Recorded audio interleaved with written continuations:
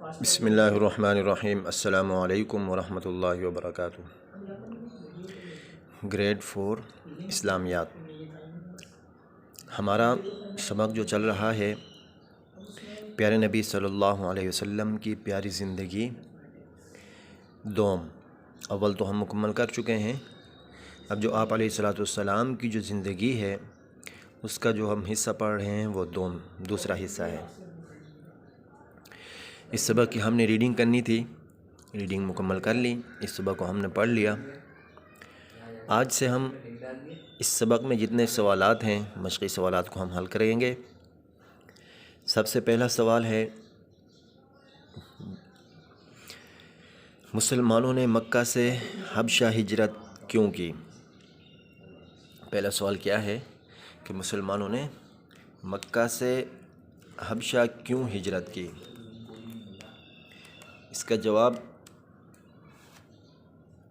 کہ مسلمانوں نے مکہ سے حبشہ ہجرت اس لیے کی کہ ان مسلمانوں پر قریش کا ظلم و ستم حد سے تجاوز کر گیا تھا، حد سے بڑھ گیا تھا۔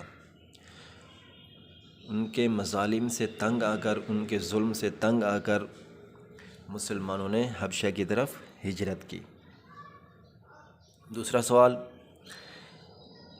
کہ مسلمان حبشہ سے مکہ کیوں واپس آئے؟ ہجرت کر کے چلے گئے تھے، پھر دوبارہ واپس مکہ کی طرف کیوں آئے؟ اس کا جواب یہ ہے کہ مسلمان حبشہ سے مکہ اس لیے واپس آئے کہ انہیں خبر ملی تھی کہ مکہ والے سارے کے سارے مسلمان ہو گئے ہیں اور اسلام کو غلبہ حاصل ہو گیا ہے۔ اب جب ان تک یہ بات پہنچی، یہ خبر پہنچی، تو وہ لوگ جو مسلمان جو ہجرت کر کے گئے تھے وہ واپس آ گئے۔ یہ دوسرا سوال ہے۔ تیسرا سوال کہ قریش کے وفد نے نجاشی بادشاہ سے کیا شکایت کی؟ قریش کے وفد نے نجاشی بادشاہ سے کیا شکایت کی؟ تو اس کا جواب ہے کہ قریش کے وفد نے نجاشی بادشاہ سے یہ شکایت کی کہ ہماری قوم کے چند بیوقوف لڑکے اپنے قدیمی دین کو چھوڑ کر ایک نئے دین میں داخل ہو گئے ہیں۔ یہ ان کی شکایت تھی، اور ساتھ یہ بھی کہا کہ اے بادشاہ، نہ اسے آپ جانتے نہ ہم، ہمارے جو شرفاء ہیں، ان کے جو بڑے ہیں، انہوں نے ہمیں بھیجا ہے، آپ انہیں ہمارے حوالے کر دیں۔ یہ شکایت تھی۔ تو ہم نے جو جواب میں لکھنا ہے صرف اتنا لکھنا ہے کہ قریش کے وفد نے نجاشی بادشاہ سے یہ شکایت کی کہ ہماری قوم کے چند بیوقوف لڑکے اپنے قدیمی دین کو چھوڑ کر ایک نئے دین میں داخل ہو گئے ہیں۔ اتنا جواب کافی ہے تاکہ ہمیں یاد کرنے میں بھی آسانی ہو۔ یہ تھا تیسرے سوال کا جواب۔ اس کے بعد چوتھا سوال ہے، حضرت جعفر رضی اللہ عنہ نے بادشاہ کے دربار میں کیا تقریر کی؟ حضرت جعفر رضی اللہ تعالیٰ عنہ کی تقریر کہ بادشاہ کی دربار میں انہوں نے کیا تقریر کی۔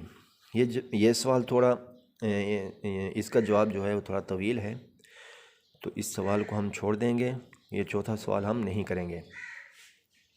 زبانی آپ اس سوال کو دہرا لیں کہ حضرت جعفر رضی اللہ تعالیٰ عنہ نے بادشاہ کی جو دربار میں تقریر کی تھی وہ کیا تھی، اس کی ہم نے صرف ریڈنگ کرنی ہے۔ کم از کم 4 سے 5 مرتبہ اس سوال کے جواب کی ہم نے ریڈنگ کرنی ہے۔ آگے پانچواں سوال، حضرت جعفر رضی اللہ تعالیٰ عنہ کی تقریر سن کر بادشاہ نے وفد کو کیا جواب دیا؟ حضرت جعفر رضی اللہ تعالیٰ عنہ کی تقریر سن کر بادشاہ نے وفد کو کیا جواب دیا؟ اس کا جواب ہے کہ حضرت جعفر رضی اللہ تعالیٰ عنہ کی تقریر سن کر بادشاہ نے وفد کو یہ جواب دیا کہ میں ان لوگوں کو تمہارے حوالے نہیں کر سکتا۔ جواب تھوڑا سا طویل ہے، لمبا جواب ہے کہ حضرت جعفر رضی اللہ تعالیٰ عنہ کی تقریر سن کر بادشاہ نے کہا کہ یہ وہی نور ہے جو حضرت عیسیٰ علیہ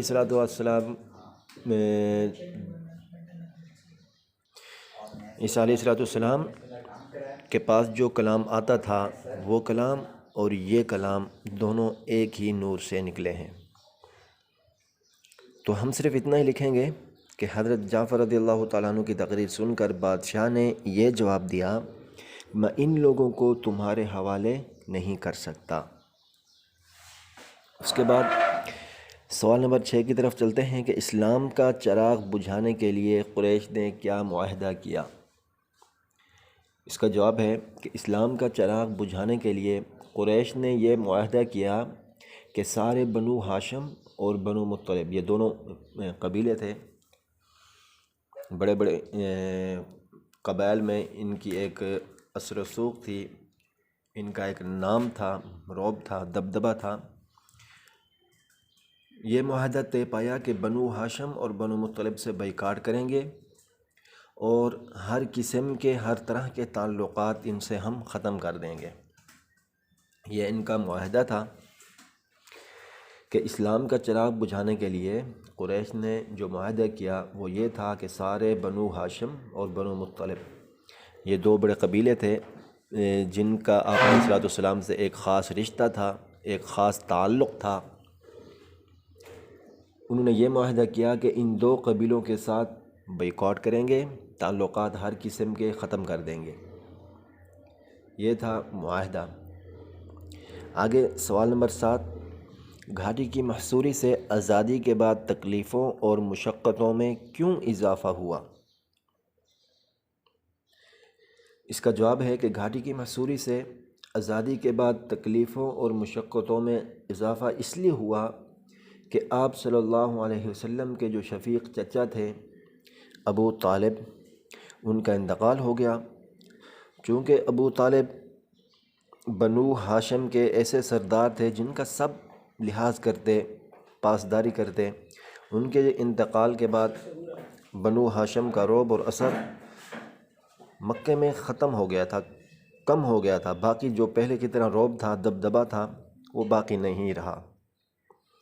اور ان کے انتقال کے بعد آپ صلی اللہ علیہ وسلم کی غمخوار رفیقہ، جو آپ صلی اللہ علیہ وسلم کو ہمیشہ تسلیاں دیا کرتی تھی، آپ علیہ السلام کے حوصلے کو بڑھانے کے لیے آپ علیہ السلام کو جو تسلیاں دیتی، اور آپ علیہ السلام کے ہر دکھ میں، درد میں، آپ علیہ السلام کے غم میں ہمیشہ آپ علیہ السلام کے ساتھ ہوتی، ان کا بھی کچھ ماہ بعد انتقال ہو گیا۔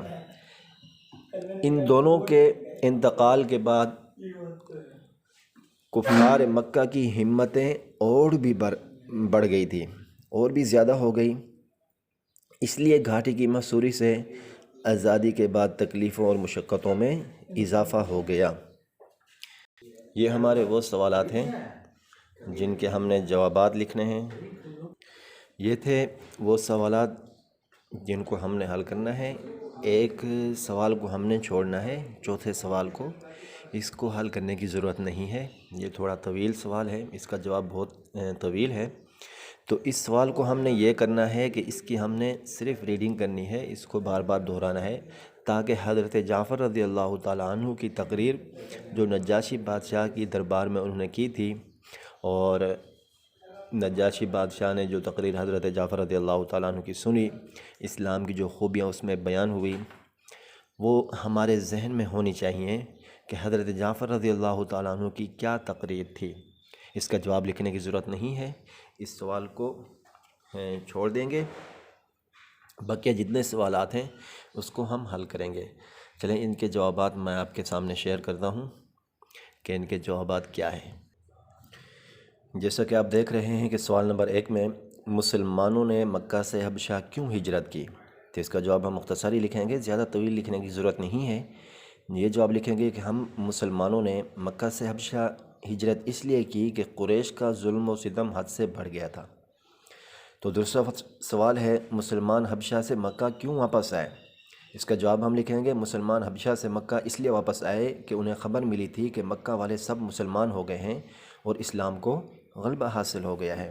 تیسرا سوال، قریش کے وفد نے نجاشی بادشاہ سے کیا شکایت کی، اس کا جواب ہے قریش کے وفد نے نجاشی بادشاہ سے یہ شکایت کی کہ ہماری قوم کے چند بے وقوف لڑکے اپنے قدیمی دین کو چھوڑ کر ایک نئے دین میں داخل ہو گئے ہیں۔ بس اس کا جواب اتنا ہی کافی ہے، زیادہ لکھنے کی ضرورت نہیں ہے۔ اور پانچواں سوال، چوتھا ہم چھوڑیں گے، پانچویں سوال کی طرف بڑھیں گے کہ حضرت جعفر رضی اللہ تعالیٰ عنہ کی تقریر سن کر بادشاہ نے وفد کو کیا جواب دیا؟ اس کا جواب، حضرت جعفر رضی اللہ تعالیٰ عنہ کی تقریر سن کر بادشاہ نے وفد کو یہ جواب دیا کہ میں ان لوگوں کو تمہارے حوالے نہیں کر سکتا۔ آگے سوال نمبر 6، اسلام کا چراغ بجھانے کے لیے قریش نے کیا معاہدہ کیا؟ اس کا جواب، اسلام کا چراغ بجھانے کے لیے قریش نے یہ معاہدہ کیا کہ سارے بنو ہاشم اور بنو مطلب سے بائیکاٹ کیا جائے اور ہر طرح کے تعلقات کو ان سے ختم کیا جائے۔ سوال نمبر 7، گھاٹی کی محصوری سے آزادی کے بعد تکلیفوں اور مشقتوں میں اضافہ کیوں ہوا؟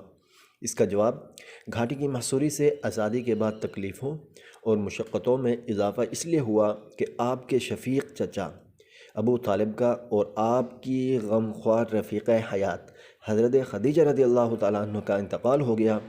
اس سے کفار مکہ کی ہمتیں اور بڑھ گئی۔ اتنا جواب کافی ہے۔ یہ تھے ہمارے جوابات، سوالات اور ان کے جوابات۔ جس طرح یہ سوالات مختصر ہم نے ان کے جوابات دیے ہیں، آپ نے بھی اسی طرح مختصر جوابات دینے ہیں تاکہ ہمیں یاد کرنے میں بھی آسانی ہو۔ السلام علیکم ورحمۃ اللہ وبرکاتہ۔